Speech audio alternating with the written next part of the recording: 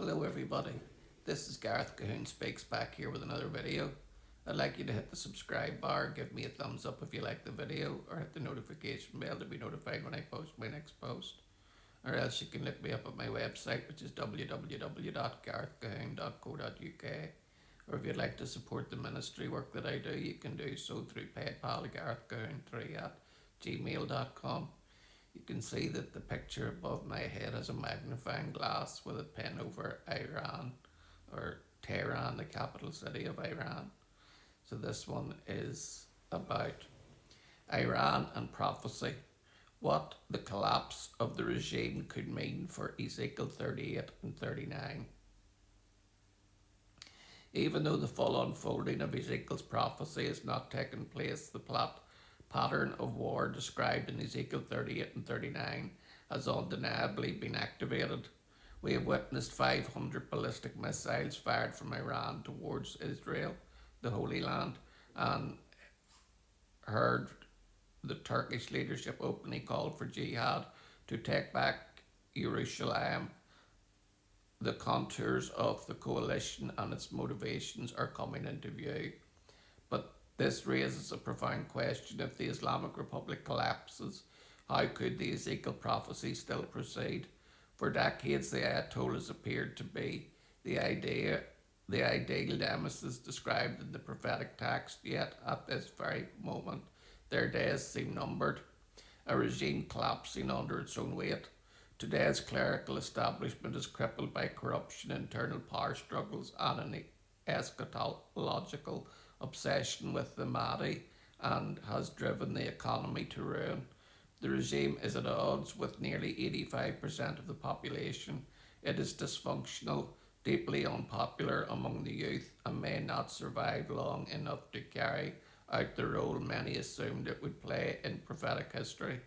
Unless the United States or Israel delivers an unexpected external blow, the Iranian nation appears to have moved beyond the regime, its resolve sealed in the blood of the children lost in the protests. The generational shift Iran after Islam. When you zoom out, the story becomes clear. The grandchildren of the 1979 revolutionaries now make up the majority of the population. This generation overwhelmingly rejects theocracy. They seek a secular system, not an Islamic state. Demographics is destiny. Contemporary Iran is living through a generational transition, a departure from Islam itself. What form will the next government take? That remains unclear. It may become a constitutional monarchy or a democratic republic. What is clear, however, is that anti-Zionism is in Iran has always been primarily an Islamic project, not a national one. A pro-Islamic Iran will likely place the Israel issue on the back burner. What a post-Islamic Iran could mean for Israel. In a freer system, Christians, pro-Israel Iranians, and secular admirers of Israel would gain influence. Travel, commerce, and water technology cooperation could reshape bilateral tensions. A healthier cultural exchange will emerge, but the story is not entirely positive. A secular Iran will not be free of anti-Zionism as seen in Turkey.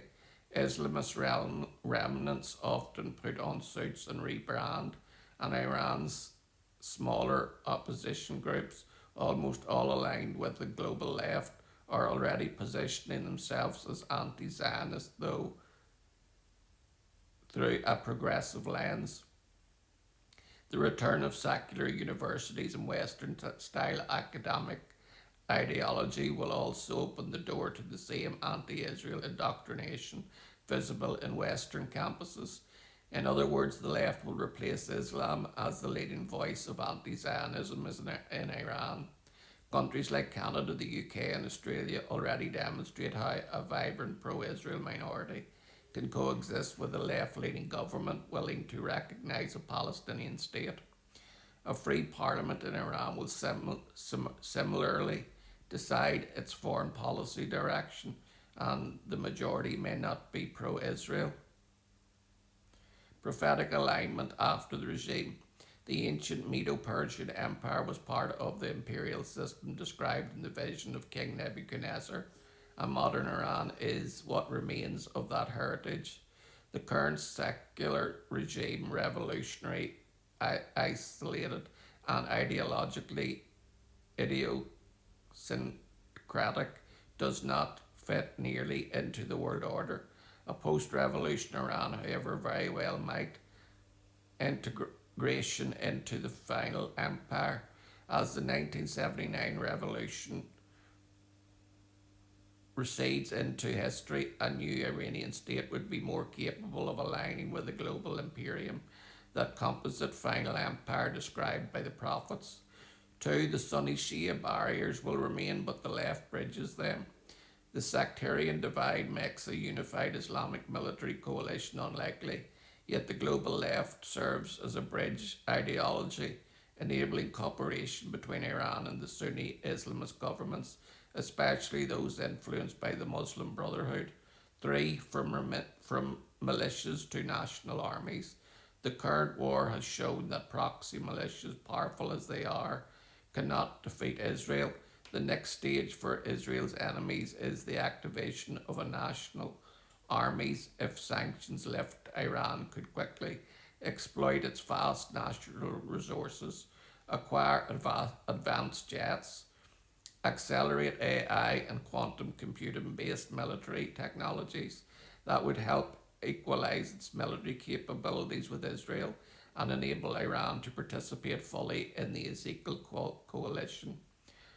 Fueling the prophetic word, even after regime change, in the end, the fall of the Islamic Republic does not derail biblical prophecy. If anything, it sets the stage.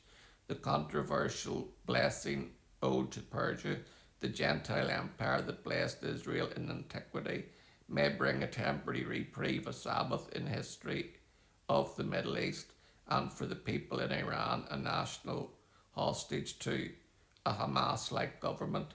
It allows light to expand, evil to be judged, and mercy to reach those living in the heart of the storm. But as the birth pangs intensify and the contradictions grow closer together, Iran reborn, reconstructed, and reconnected to the world can ultimately take its foretold place in the war of Gog and Magog. So this is just really a sign that Ezekiel 38 and 39 could be around the corner. But we're not looking for the anti-Messiah. We are looking for the Messiah, the Prince of Peace, the Lamb who became a lion from the tribe of Judah, from the root of Jesse. Yeshua HaMashiach, Jesus Christ is his name. And he will answer all questions in his own time. Shalom, Maranatha, and Hallelujah.